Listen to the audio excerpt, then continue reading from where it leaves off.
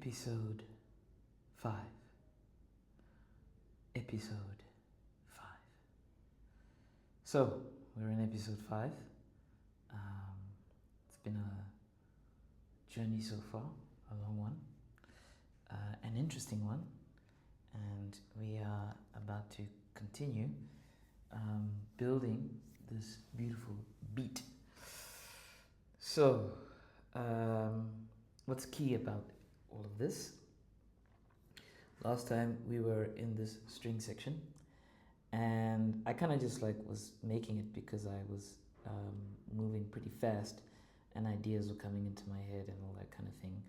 And this is the point where I kind of want to set up the final hypermeter that's part of the setup, at the end of which basically is when the first kind of bass groove should come in. I'm not too sure. I don't want to put myself in a position where I have to walk back too many comments about what's going to happen, but that's, I think, what's going to happen.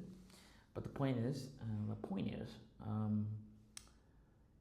that consolidation phase is going to be us bringing in that Starry-Night piano, polyrhythmic stuff. So let's get straight to it. I don't need this for now. Get laptop and blush.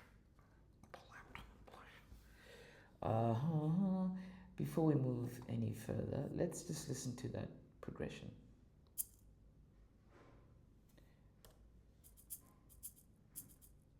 Just by the way, this is episode 5, and maybe I didn't do this in the last 2 episodes or last one. This is just what the main loop that we created, that's what I call the beat cell, sounds like.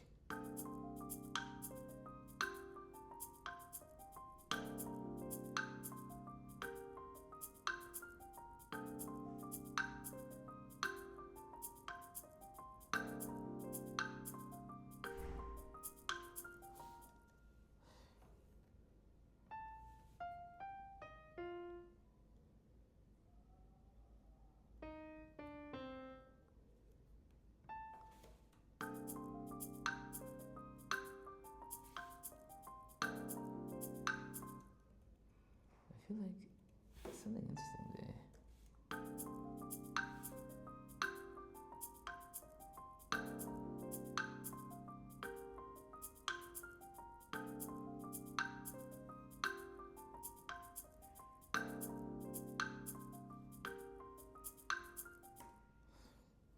Okay, that's what it sounds like. So let's listen to the build-up section.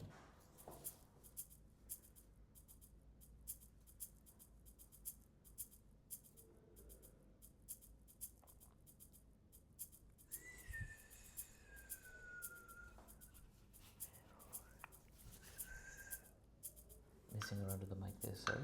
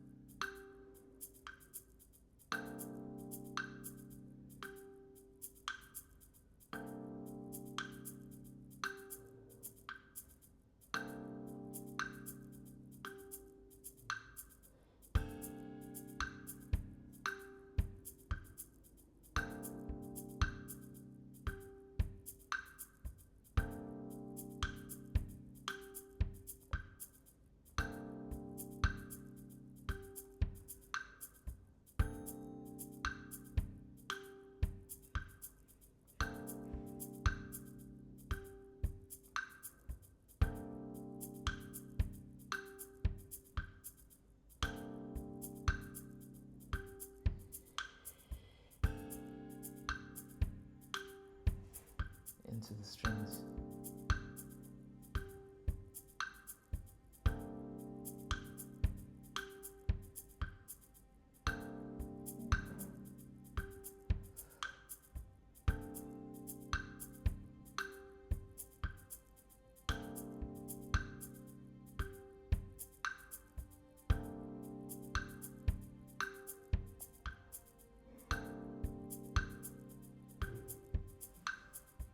So as I was listening to that, I have 2 choices right now.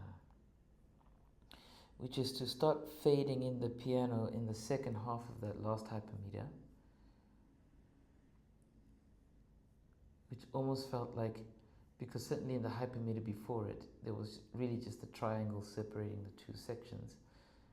And whilst there's more activity happening here in the strings, I feel like there is a kind of cry of the track for a introduction of something else, and that would be the piano, right?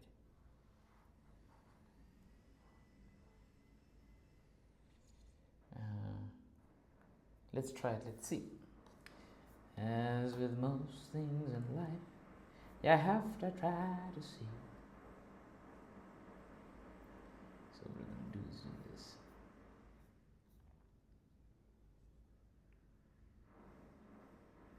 Just the bottom hand. So.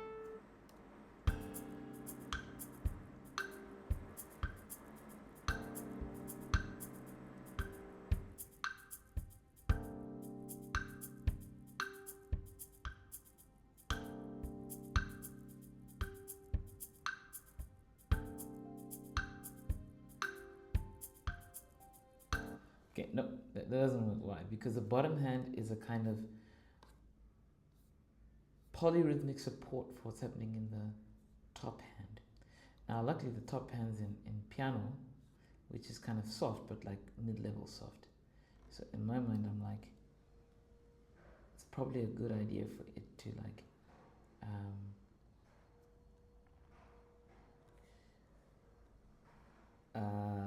build up from pianissimo, 3 Ps, which means really soft. So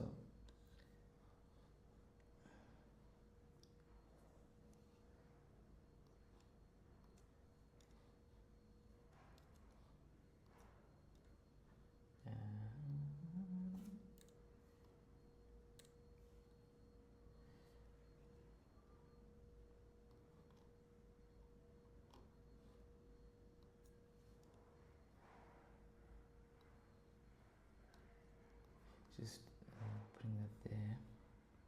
So let's hear what this sounds like.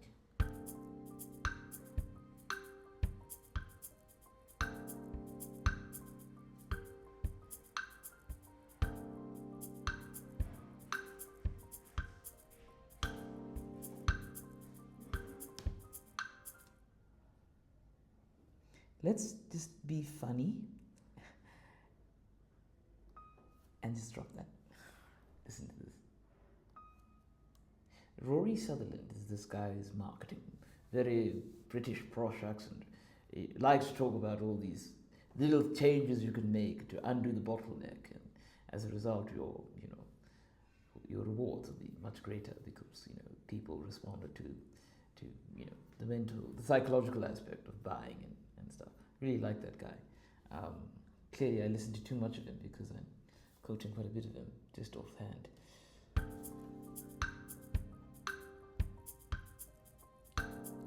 Me again with my fake piano playing. Was I bite my tongue?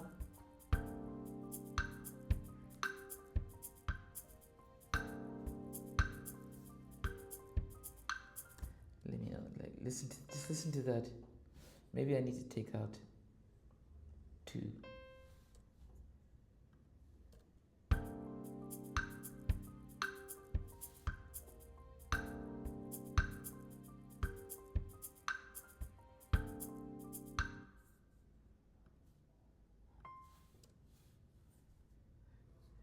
Little minor modifications here and there can make a world of difference. So.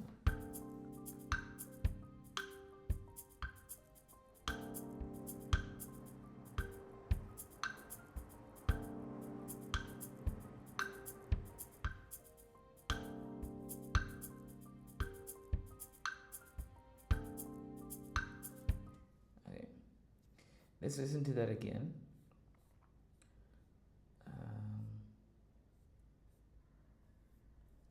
I wonder if this is even needed here. No, not there. Here. So let's listen from here.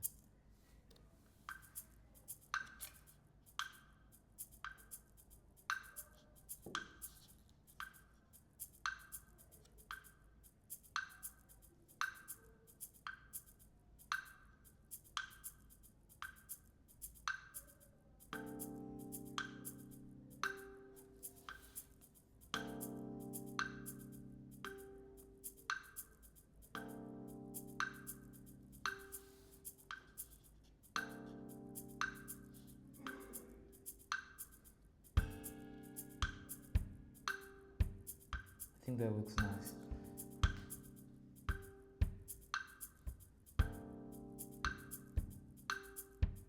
Hey. Hey.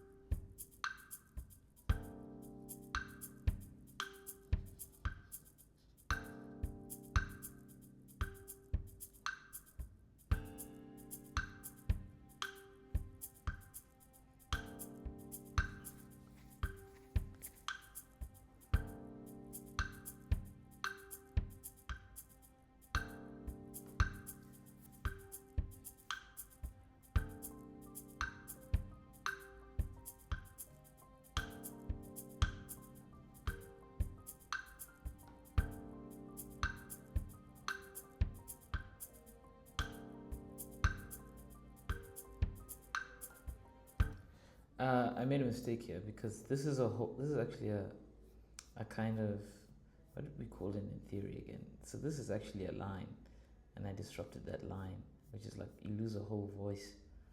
So I think Rodi Sullivan would also say that a few modifications here and there will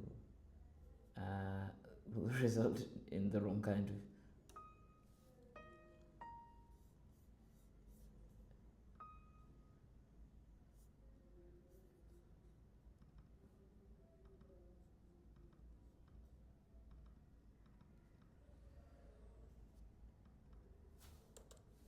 Must you be so difficult to manage?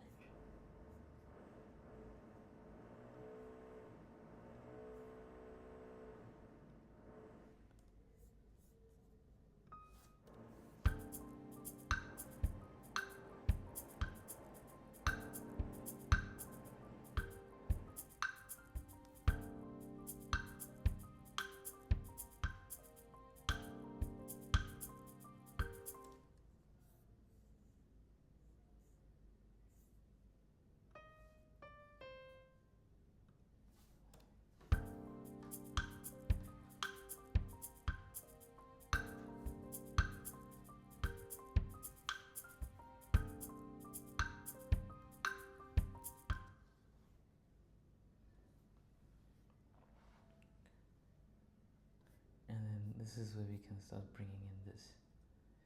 A few other modifications I need to make.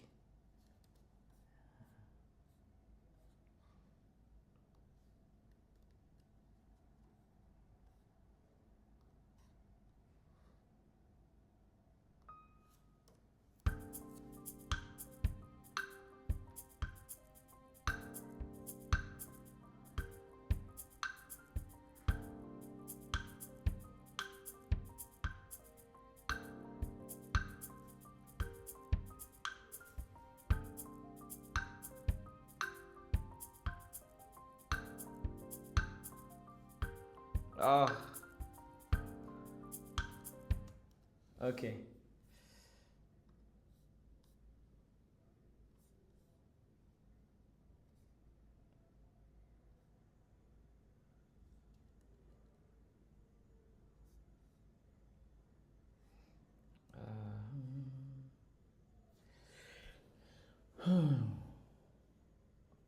What are the modifications? I think they were the strings.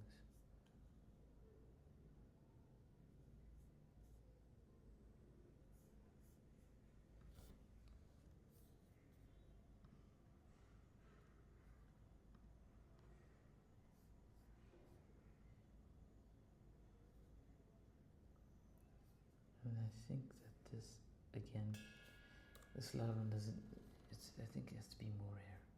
So let's listen to it now, up until here, because then here the strings need further developing because now we get our full piano contingent. Assuming one piano player is going to play this, we don't need. Let's do this.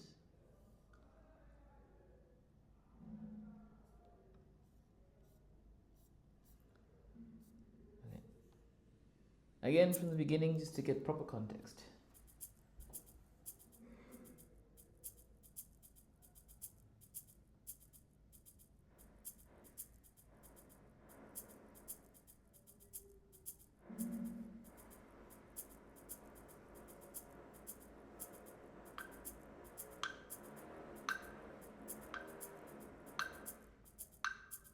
If you guys can hear that, apologies, that is so terrible.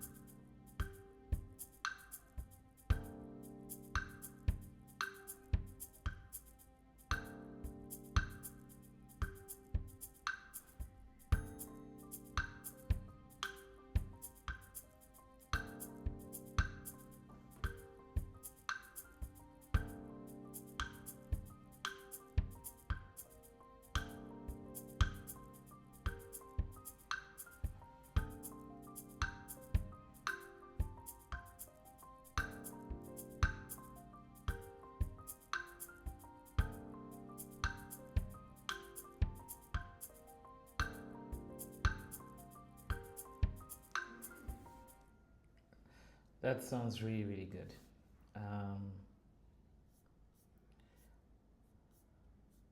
Still a few tweaks needed. So with the remaining time, what we'll do, it's about 4 minutes into the track. At this point, after this is where the bass needs to come in. So, 4 minutes into the track, still on the bass. Here, what we're going to do is this. What we're going to do with this. Do with this. What I'm going to do with this. Do with this. I think this is an open G string. Yep.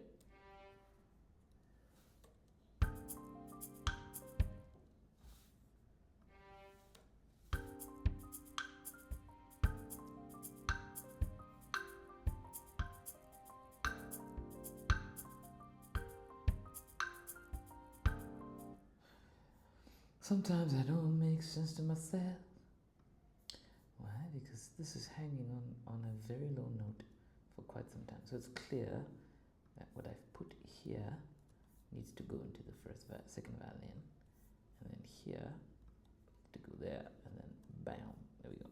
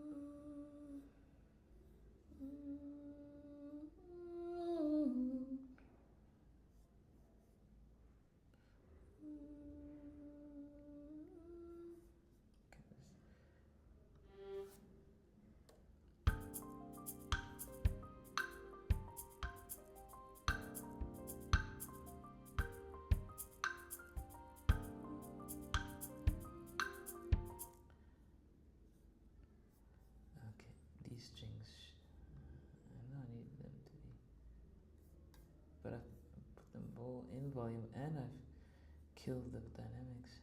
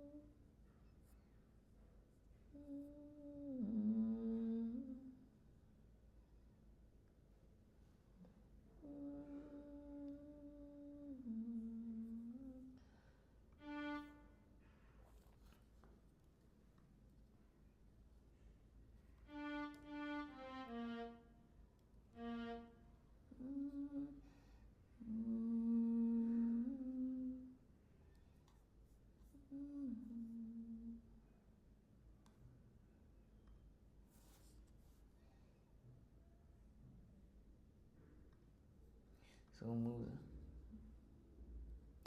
So this is a C.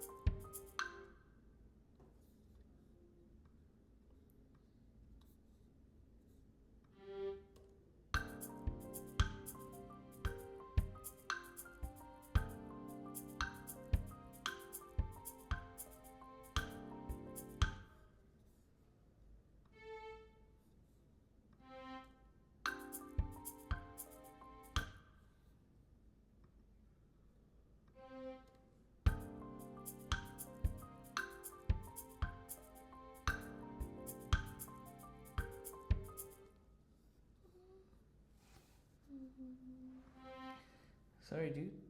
You wanted a C, it's gotta be a C. And this guy gets to get to the G. Gets variety in that quadrant.